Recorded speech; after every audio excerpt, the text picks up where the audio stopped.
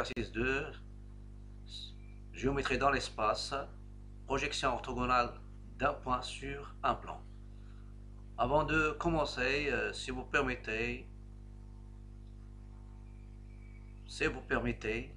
s'abonner à la chaîne.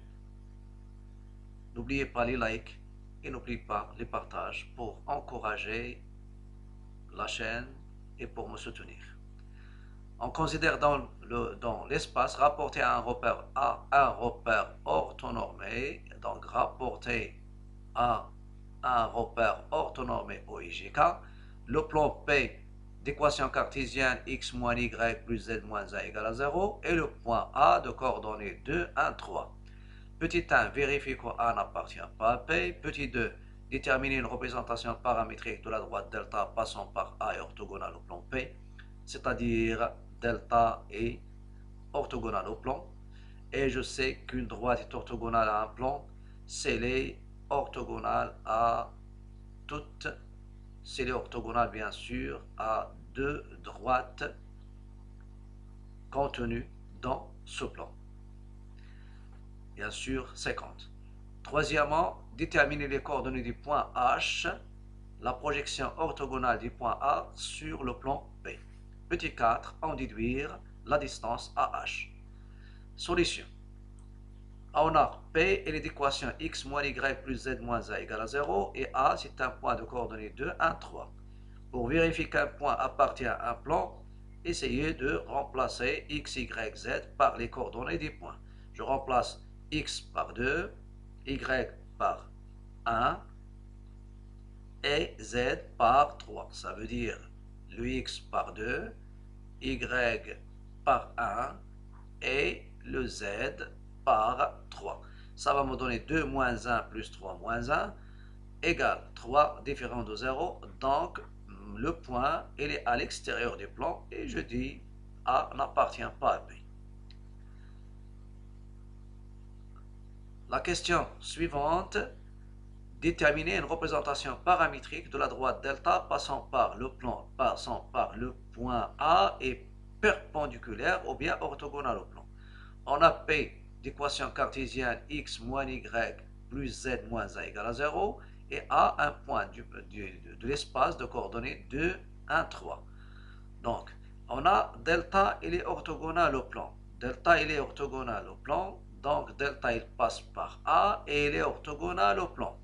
Puisqu'il est orthogonal au plan, donc, elle sera, et je sais que le vecteur normal au plan, sa direction, c'est aussi orthogonal au plan. Donc, la direction de n et delta, ils sont parallèles. Donc, delta, elle est dirigée par le vecteur normal au plan. Et je sais que le vecteur normal au plan, sa direction est orthogonale au plan.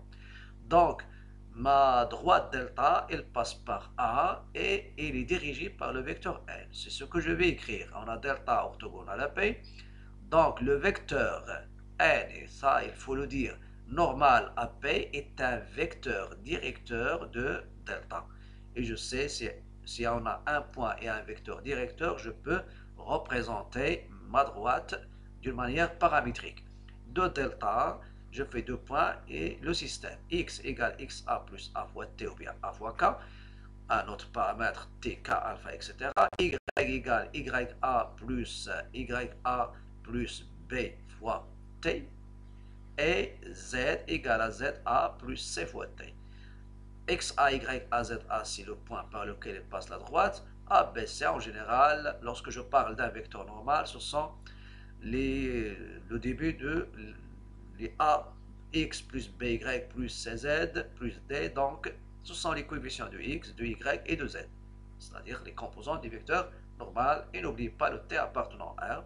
Et ceci, il me donne delta, il est représenté paramétriquement par X égale un système, X égale à 2 plus T, Y égale à 1 moins T, Z égale à 3 plus T, T appartenant à R, et c'est une représentation paramétrique de delta. Après, ils vont nous demander de déterminer la projection orthogonale de A sur H, sur P. Normalement, la projection orthogonale de A sur le plan P, c'est l'intersection de la droite delta passant par A et orthogonale orthogonal avec P, orthogonal à P avec le plan P. Et ce sera le point H. Je vais indiquer ça. Voilà. Déterminons le point H, intersection de delta et P. H, c'est quoi? C'est la projection orthogonale de A sur P. Parfois, on dit le projeté orthogonal de A sur le plan P.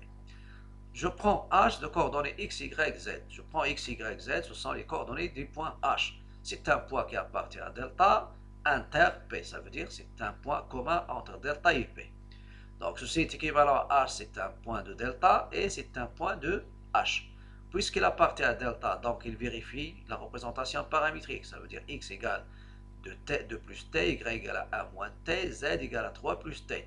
Et puisqu'il appartient à H, il vérifie l'équation du plan. Ça veut dire il vérifie x moins y plus z moins a égale à 0. J'ai un système de 4 inconnus, x, y, z et t. Comment vais-je faire pour résoudre ce système? La technique est très simple. Je vais remplacer x, y, z en fonction de t dans l'équation de P. Et je vais résoudre une équation de premier degré en t.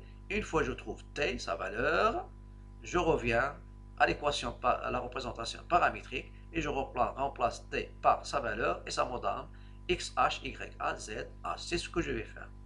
On remplace x, y, z en fonction de t dans l'équation du plan. Ça veut dire dans l'équation x moins y plus z moins a égale à 0 et on obtient. Lorsque vous remplacez, on obtient une équation du premier degré. Quelle est cette équation? 2 plus t, utilisez les parenthèses, moins 1 moins t plus 3 plus t moins a égale à 0. Parce que la plupart des fautes, ça vient des opérations. Et je vais enlever après les parenthèses. Ça va me donner, donc j'enlève les parenthèses, pardon, et ça va me donner 2 plus t moins 1 plus t plus 3 plus t moins 1 égale 0. Vous avez t plus t, ça donne 3t. Les constantes, vous avez 2, moins 1 c'est 1, moins 1 ça donne 0, ça reste plus 3. Ça me donne 3t égale à moins 3, donc t c'est moins 1. D'où h. Et maintenant, je reviens à la représentation paramétrique et je remplace t par moins 1. Ça me donne x, c'est 2, moins 1, c'est 1.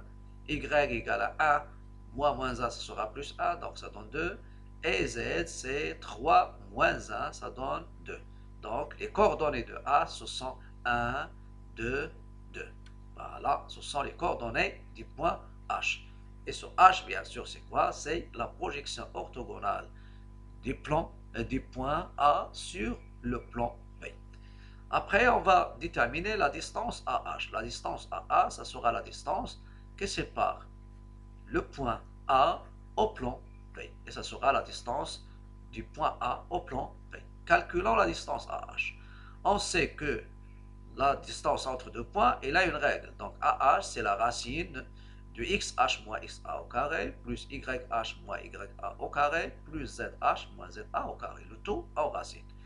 Et n'oubliez pas que A est de coordonnées 2, 1, 3, H de coordonnées 1, 2, 2. Je remplace et ça va me donner l'expression, bien la valeur de AH. Donc AH, ça sera la racine de 1 moins 2 au carré, plus 2 moins 1 au carré, plus 2 moins 3 au carré. Donc ça me donne AH, c'est la racine, moins A au carré, c'est 1, plus A au carré, c'est 1, et plus A au carré, c'est 1, donc c'est la racine de 3. Qu'est-ce que ça représente, racine de 3? Racine de 3, c'est la distance qui sépare le point A au plan B. Dans la page suivante, je vais vous donner la règle ou bien la formule de la distance d'un point à une droite. Ça veut dire, vous pouvez, à l'aide de cette règle que je vais vous donner, la règle, ça vous permettra de déterminer ou bien de calculer la distance d'un point à une droite dans l'espace sans passer par les étapes de l'exercice qu'on vient de corriger. Voilà. Maintenant, je passe maintenant petit 4. Distance d'un point à un plan. Soit le plan P, d'équation cartésienne ax plus by plus cz plus d égale à 0 et le point A de coordonnées x, a, y, a, z, a de l'espace. L'espace, bien sûr, rapporté au repère orthonormé au y. H, la projection orthogonale de A sur le plan P. Donc déjà, je schématise le plan par parallélogramme, c'est le plan P. Le point A, il est à l'extérieur, il peut être, je schématise ici à l'extérieur, il se peut qu'il soit dans le plan, et dans ce cas-là, la distance, ça sera nul. Donc, et par le point A, je mène, ou bien je dessine la droite, passant par A, et qui coupe le point, le plan P au point A. C'est la droite delta, c'est-à-dire, par le point A, je trace la droite delta passant par A et orthogonale au P, au plan P.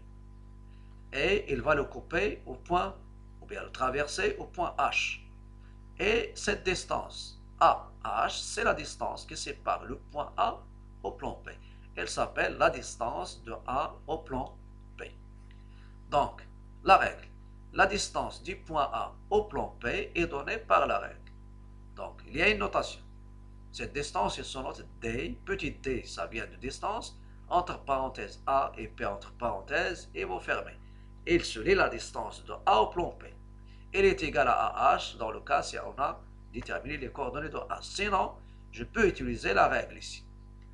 Donc, je prends le début de l'équation sans 0 et je prends la valeur absolue et je remplace x, y, z par xa, ya, za. Donc, c'est la valeur absolue de axa plus bya plus cza plus d en valeur absolue sur la racine de a carré plus b carré plus c carré. Qu'est-ce qu'il représente? A, B, C, ce sont les coordonnées du vecteur normal. Ça, voilà, ça aide, c'est le vecteur normal, c'est le vecteur normal bien sûr, A au plan P. Donc la règle générale c'est quoi? La distance d'un point à un plan, c'est la valeur absolue de AXA plus BYA, YA plus CZA plus D en valeur absolue sur la racine de A carré plus B carré plus C carré. Pourquoi la valeur absolue? Parce que lorsque vous remplacez, on peut avoir un nombre qui est positif, négatif ou nul. Donc la distance, elle est toujours positive. Supposons, je remplace, je trouve 0. Dans ce cas-là, la distance, ça sera nulle parce que s'il vérifie l'équation du plan, donc c'est un point de plan, et dans ce cas-là, le A, ça sera confondu avec A, et la distance, c'est nulle. Je vais revenir à l'exercice qu'on vient de faire. Et dans l'exercice précédent, le plan c'était P, l'équation cartésienne x moins y plus z moins 1 égale à 0, et le point A était de coordonnées 2, 1, 3. On a la distance de A à B, c'est la valeur absolue de xa moins ya plus za moins 1 en valeur absolue sur la racine de a au carré plus moins 1 au carré plus a au carré, parce que A c'est 1, B c'est 1 et C c'est B c'est moins 1 et C c'est 1. Ça dépend du plan. 1, moins 1, 1. Donc, en remplaçant, ça va donner la valeur absolue de 2, moins 1 plus 3 moins 1, sur la racine de 1 plus 1, c'est la racine de 3, et ça va me donner la valeur de 2 moins 1, ça donne 0, ça reste 3, sur la racine carrée de 3, et 3 c'est la racine carrée de 3 au carré, sur 3, en simplifiant, ça donne la racine de 3, et ça me donne bien sûr la distance qu'on a déjà trouvée, c'est la distance AH. Donc ici, on a deux manières pour calculer la distance d'un point à un plan. Une règle très efficace et très rapide pour la détermination de la distance d'un point à un plan. Et dans les parties qui viendront après, on va utiliser cette distance d'un point à un plan. Et il y a la deuxième méthode, c'est la méthode de l'exercice 2. Voilà.